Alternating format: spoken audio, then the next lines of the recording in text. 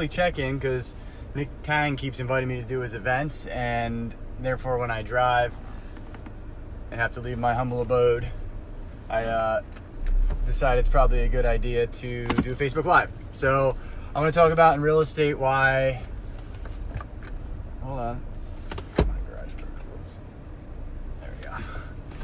Talk about in real estate why July doesn't suck, even though everybody thinks it does, and everybody kind of uses it like as an excuse to, I don't know, complain about why they're not doing enough deals or what have you. So here's what I'd like to say. I think I touched on this in a prior video. I'm sure I have. I made so many stupid videos. July doesn't suck in real estate. The problem is the person that's saying it sucks. And here's why. So the person that's saying that July sucks, or, when you say holidays suck, yes, there's traditionally a dip in the real estate market during that time in terms of overall sales or, transactions done, but it's all relative. It's all relative to what you're capable of. So if you're normally used to doing, say, 15 or 20 deals, a month, and you have July that puts up maybe 10 deals because it's just people on vacation, closings don't happen.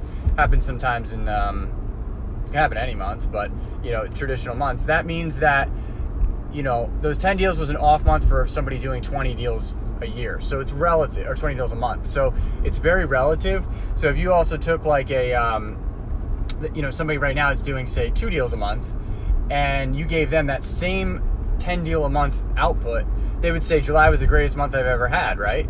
Even though that was an off month relative to the person that had done 20 deals. So, or was consistently doing 20 deals. So really the question is, you have to ask yourself, what does the low end boundary of my business look like, and what does the high end boundary of my business look like? What does an off month really look like?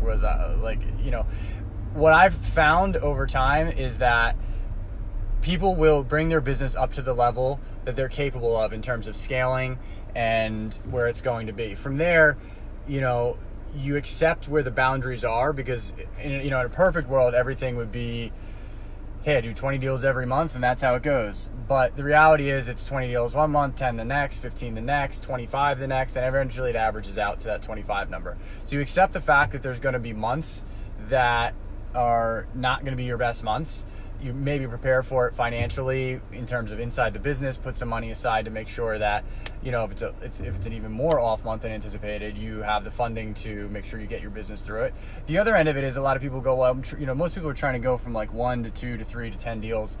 Is that just remember that if you're in the position where you're doing like 1 or 2 deals a month and you're trying to get up to 10, that there are people out there doing 10 this month.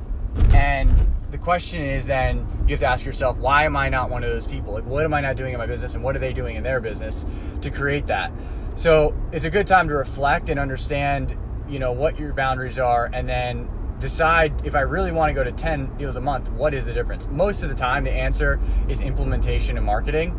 So the guy that does, actually we're going to the Nick Tang event, and George Beatty will be talking tonight. We're actually talking about wholesaling, and he's way better. He's brought his wholesaling business to a much more successful point than I had ever brought mine to 10 years ago. And we were pretty good, but George is exceptional.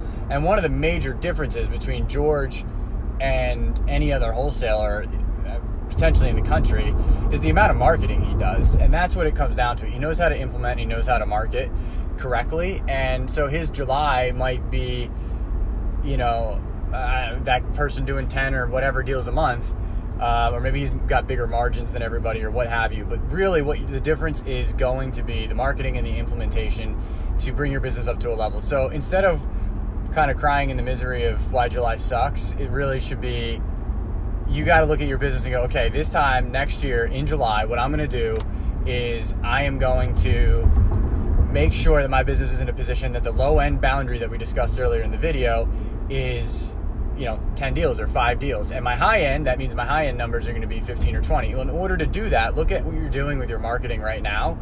And your marketing will be very much in line with how many deals you're doing a month. So if you're doing 4 deals a month, there's only 2 places it's going to get, you can kind of trace, or you can reverse engineer why you're doing as many deals as you're doing. So if you're doing 4 deals a month, you can go, okay, how much marketing am I doing?